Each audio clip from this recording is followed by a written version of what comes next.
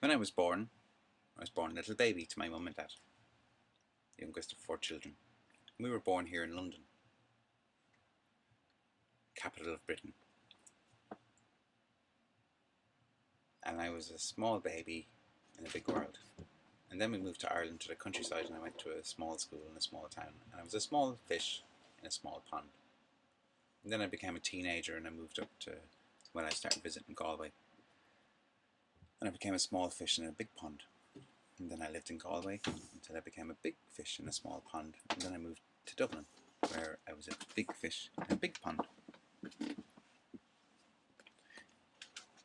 And then I moved to Glastonbury, where I was a big fish in a small pond.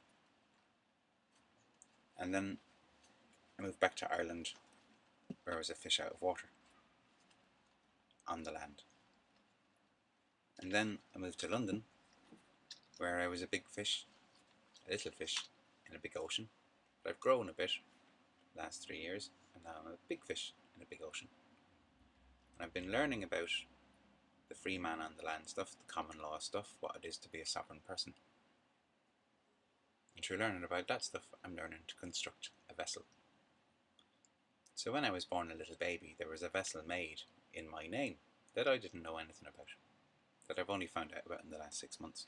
That there's a little vessel floating out there as a document, being floated on future shares markets for how much money I might earn in my lifetime. And this is something which the government opened up in my name.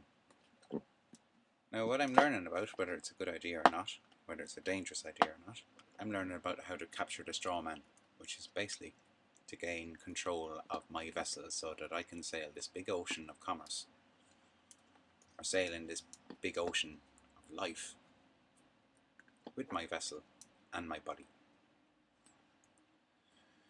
So I was always aware that I'm floating around in this big ocean, swimming in this big ocean of humanity, in this world of nature, on this planet called Earth.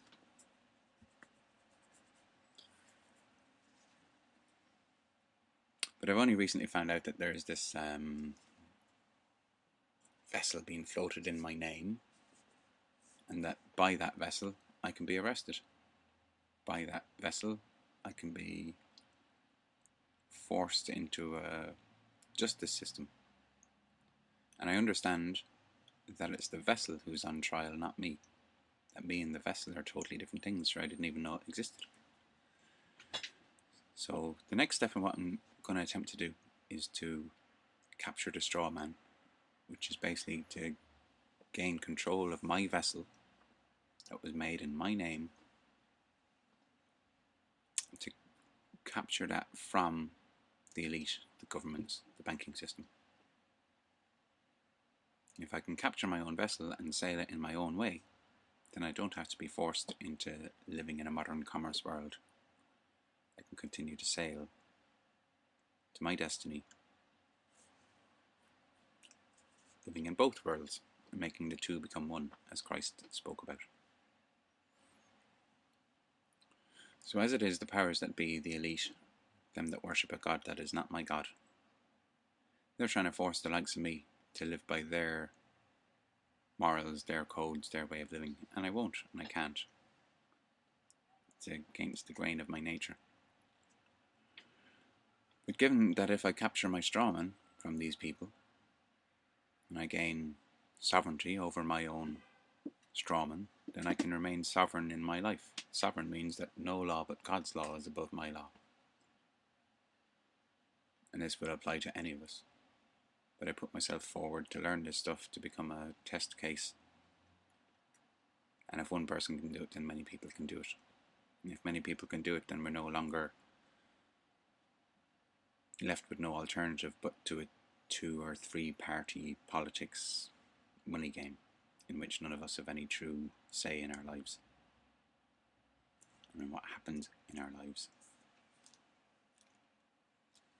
So it's a profound thing to be looking to do, and it's for a profound reason, based on profound awareness of what's going on in a profound conspiracy of commerce, which only those who are trained in it know how it works.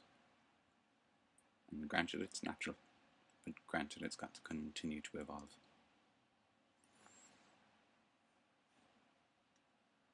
So I live in a boat, and the boat is called God's Will, which we changed to Fiach Dove, which is Gaelic for the raven, which is to do with prophecy and my family name, whether the Burns or the Dudannans,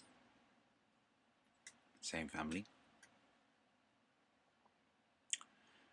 And we then changed the name to Love, the Love Boat, which is the same name as God's Will, only more accurate, I think.